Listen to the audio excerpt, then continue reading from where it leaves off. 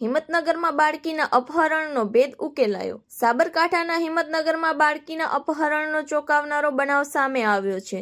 Himmatnagar RTO circle નજીકથી bike પર બાળકીનું અપહરણ કરવામાં આવ્યું હતું। ઘટનાની ગંભીરતાને જોતા જિલ્લા પોલીસની ટીમોએ તપાસ શરૂ કરી હતી। તપાસ દરમિયાન પોલીસે બાળકીના માતા પિતાની પૂછપરછ કરી, જેમાં તેમણે સ્વીકાર્યું કે સંતાન વિનાના દંપતીને માત્ર ₹10,000ના સોદામાં બાળકી આપવાની વાત થઈ હતી, પરંતુ બાદમાં ખેડા જિલ્લાના તખ્તપુરા ગામના દંપતીએ વધુ ₹50,000 આપતા અપહરણનું કૃત્ય અંજામ અપાયું હતું। હિંમતનગર ગ્રામ્ય પોલીસે બાળકીના માતા પિતા તથા અપહરણ કરનાર દંપતી, જે ગઢા ગામના મદ્રેસામાં ધોબી કામ કરતા હતા, તેમને ઝડપી લીધા છે। પોલીસે આ મામલે વધુ તપાસ હાથ ધરી છે। Report by Jitendra Solanki, Sabarkantha.